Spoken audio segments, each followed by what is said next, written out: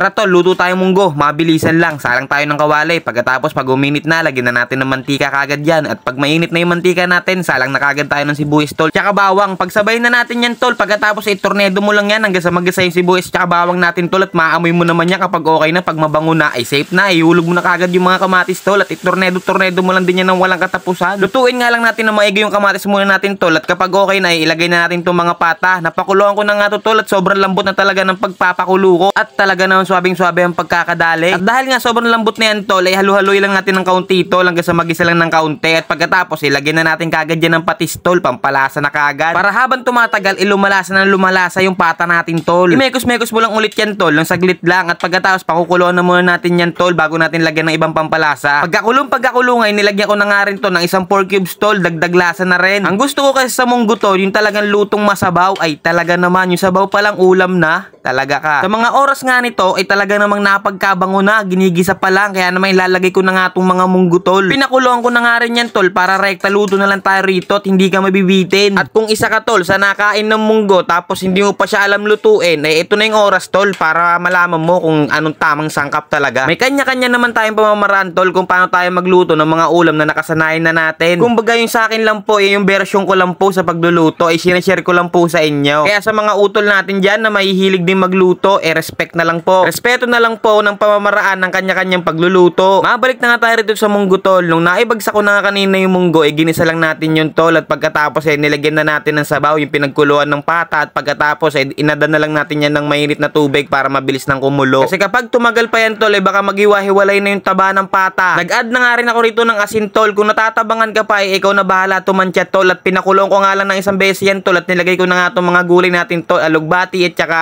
talbos ng kamote. Pinagsama ko na nga yung dalawa at pinatas ko kasi dito yun sa labas ng bahay namin ay talaga naman napakalaking bagay kapag meron kang pipitasin at papakulo lang natin ng isa yan tol at okay na yan. At kapag ganyan na yung usok tol, parang usok ng tren, ay okay na yan. Tignan na natin ng resulta. Ay talaga naman mas mabango pa sa yuto tol. Ganito ka ba magmunggo? Masabaw? At kung paminsan patapit din ang gusto mong sahog, kahit galunggong tapos sa akin yan paminsan lang naman tayo magluto na yun tol, kaya naman sulitin na lang natin. Tignan nyo naman kasi yung itsura niyan tol kung gaano kabisa yan ay talaga naman tol, kung ganyan ang ihigupin mong sabaw tapos kakagatin mo na taba, ay talaga naman putok ang batok mo. Para sa akin quality na sa akin yan. Syempre naman version ko yan At kung isa ka rin sa natakam ko tol, follow mo naman yung page natin tol. Marami-rami pa tayong iluluto sa mundong to. Ano pang inaantay mo tol? Ganapan mo na din dyan nang matuwa naman sa'yo yung mama mo.